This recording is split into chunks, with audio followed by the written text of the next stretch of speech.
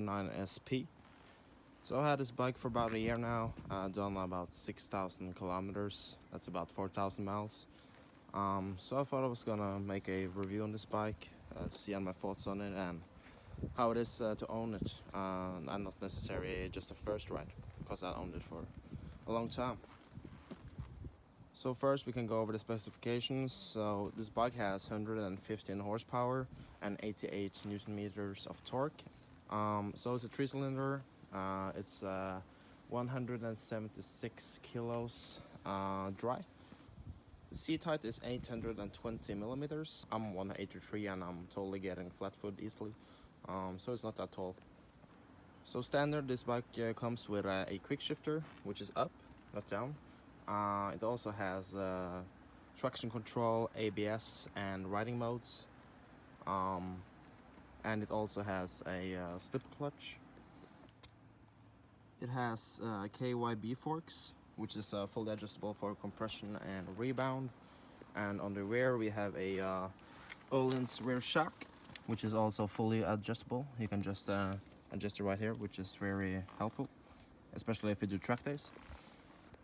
This particular bike has some mods done to it, so I removed the mirrors, put on some bar mirrors, have tech spec tank grips, quad lock phone holder, and we have LED Yamaha blinkers, which is so much better than the original ones.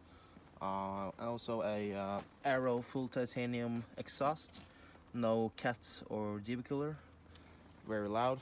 And we have a Womatech crash protection, both from the frame, forks, and also the swing arm. And we also have Yamaha sliders, engine sliders. Also have a RNG fender eliminator. And some Bridgestone S22s. So that was just a overview of the bike. Now I'll hop on the bike and tell you more about it. So I will start this review with the positive sides of this bike. So firstly, this bike is super comfortable. I mean, like, you can do road trips on this, you can go touring, it's pretty much a adventure bike in the seating position. Your back is very straight up. Your legs are a little more aggressive, but yeah, it's a very nice riding position. I actually love the riding position on this bike. And the riding position makes it such a good all-rounder, because you can do joy rides, you can commute, you can do track days, you can do touring, and I've done all of these things on this bike and it was incredible. And the riding position combined with a very smooth engine, because it's a 3-cylinder, you get the torque from a 2-cylinder and also the top and rush from a 4. So it's a perfect engine, it's smooth, it's powerful, it's torquey. I mean, like, 3-cylinders are to die for. It's probably one of the best engine combinations. And it's also a very reliable engine. Yamahas are very good in engineering their engines. They have very few issues, and also you get a 5-year warranty, at least here in Norway. I know it depends on what country you live in, but here in Norway we get a 5-year warranty, which is also a very good selling point on this bike. Also, I guess we talk a little bit more the engine. The engine has a torque from around 3,000 RPMs, so it just pulls, and you also get a extra kick at 8,000 RPM, where the horsepower kicks in, so you have power all over the rev range, which is really nice. It's a very strong pull in the mid-range on this bike, which makes it a lot of fun to ride on the street actually. But it's also super smooth. I can put it in 6th gear now and it doesn't hesitate at all. I'm riding at 45 kilometers an hour and it doesn't lug at all. It's very smooth. So you can get a pretty good fuel economy on this bike. If you ride it economically, you will probably get some about 5 liters per 100 kilometers, which is pretty good actually, especially for a performance motorcycle. And I guess the reason for why you would pick a MT-09SP over a normal MT-09 is that is that you get this perfect suspension straight out of the box. So we get Öhlins rear shock and the KYB forks, which is fully adjustable, and for your truck day junkies it's perfect. The standard MT-09 gets a lot of criticism because of its suspension. It's pretty cheap budget suspension, and that's the, and I guess the MT-09 is the problem solver with a perfect suspension. So, and also I really like the sound on this bike. It's a 3-cylinder, so you get some grunt from a 2-cylinder, but also the top end or the high rev sound from a 4-cylinder. Standard, it's very quiet, so you have to put a aftermarket exhaust on this bike. It's so much better. I think a bike isn't complete without the full system. It makes so much more character and it's a lot more fun to ride. And when you are accelerating hard with this bike and using the quick shifter at high revs, man, it sounds good.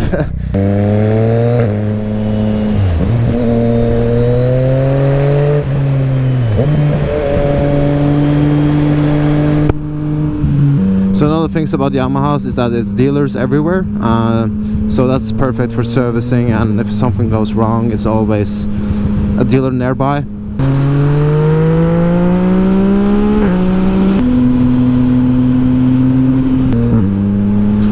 I guess we can talk a little about the characteristics of this bike. This bike is totally a hooligan bike. It's pretty hard to ride this bike slow because it's so addicting to get that top end rush and a mid-range punch, and especially with a quick shifter it's so easy to ride it fast and do hard acceleration. So it is a lot of fun. It's a very enjoyable ride. It also vibrates a little bit, not too much though. I have owned like 1-cylinder bikes before, and that's a completely different story compared to this bike. I thought when I bought this bike it wasn't gonna have that character, because mostly like 3 and 4-cylinder bike doesn't have that much character, especially 4-cylinder bikes. I think those bikes are very boring, and it's a very nice bike for wheelies if you're into that stuff. It goes up both in first, second and third wheel on just the throttle, and if you do clutch ups you can do it pretty much every gear. So it's a very nice bike if you like to do high-speed wheelies. And also a nice feature about the MT-09 is that you get full LEDs, both the headlight and the rear light is fully LED, so that's a nice feature. Also you have a pretty good passenger seat. The seat is in one unit, but you get a strap on the back and that which the passenger can hold on to. It's a pretty wide seat, and it's not that uncomfortable to ride with a passenger either. I've had plenty of people on the back seat and they was pretty comfortable back there, so totally a bike you can bring someone on. Probably not on touring though, but for like short rides and stuff it's no problem.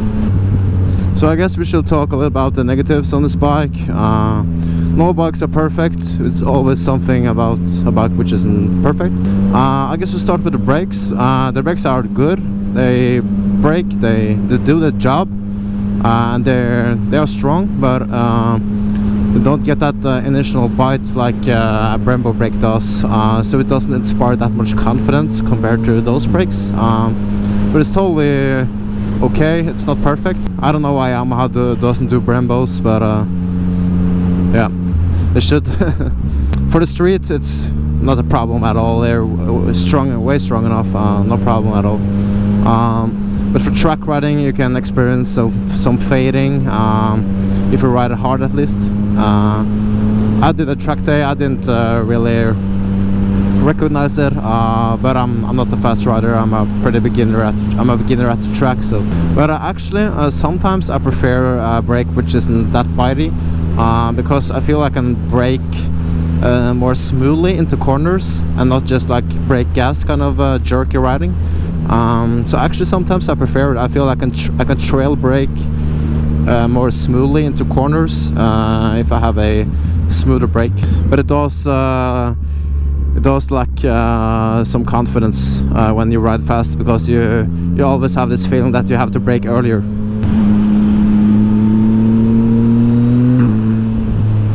Also, negative on this bike is the quick shifter isn't perfect. It does require a pretty precise push on the lever. It's just a thing to get used to, really. It was pretty weird in the beginning, and it doesn't work that good in low revs. It does work, but it isn't smooth. But at high revs it works perfectly. And this is probably the biggest gripe I have with buying this bike. I think this bike doesn't have that much front end feel. Like you feel the front end stable in corners and feel that confidence. I think the reason why is that you have a very upright riding position on this bike, so it doesn't have a lot of weight forward, which compared to like a Street Triple RS and a 890 Duke R, I think those bikes have more of that front end feel, which will make you feel a lot more confident when doing corners. It's totally a sporty feel when riding this bike, but I have owned a 701 Vitpillen and also a 690 Duke R KTM, and I had a lot more confidence in the corners with those bikes because they have more weight forward, I guess, which makes more confidence when you are in the corners. But if you want more confidence in corners, you will always lack somewhere else, like in comfort. If you have a more forward-leaning bike, it will always lack some comfort. Another negative about this bike is the foot pegs. The foot pegs are kind of low, which totally makes sense for comfort and a nice riding position. But if you're gonna do track days, it's not ideal with those low pegs, because they easily scrape down on the pavement, especially if you ride hard. So to prevent that, you have to use a lot of body position to get a less lean angle, which isn't ideal for beginner riders or not the experienced track riders. I guess it's a good idea to get some aftermarket rear sets, especially if you're gonna do a lot of track days. We can also talk a little about the screen. The screen isn't bad, just a little dated compared to the competition. Like the 890, the 765 RS, the 821 Monster, all those bikes has, and also the Z900, all those bikes have TFT displays, which is much better looking than this one. You have everything you need on this display though, but it's just better to look at a TFT screen. Also, this is a naked bike, so of course you will feel the wind. It's not that bad for a naked bike, to be honest. I've been on worse naked bikes before, but you will definitely notice it, especially on the highway. You can totally do like an hour or two on the highway, but anything more you will just be fatigued. If you're gonna do a lot of highway, I guess this isn't a bike for you. Yeah, pretty much. Also, the fuel gauge on this bike is pretty unpredictable. So when you fill it up, it shows full, but it takes a lot of time before it goes down. So when it first goes down, it goes down pretty fast. So it's pretty unpredictable to know how much fuel you actually have. And also the reserve fuel light comes on when you have about 4 or 5 liters left in the tank. So it isn't really reserve, it's that you have about 1/3 of the tank left. So yeah, it's not the best fuel gauge. And I guess I'll talk a little about the standard equipment on this bike. It comes with very bad blinkers. I hate those blinkers. All the Yamahas have them, pretty much. Come on, Yamaha, get some better blinkers. They're just skipping that every time on their bikes. I guess the MT-10 has pretty nice blinkers, but the MT-07, MT-09, R3, MT-03, all those bikes comes with ugly blinkers. Come on, Yamaha, sort out your engineering in those blinkers. So I just immediately switched them out with some LEDs. Looks so much better. And also, this bike comes with pretty budget tires. It comes with Bridgestone S20s, which is a middle of the road tire. It doesn't inspire any confidence. It's not dangerous or anything, but I just sticked on some S22s and they're so much better.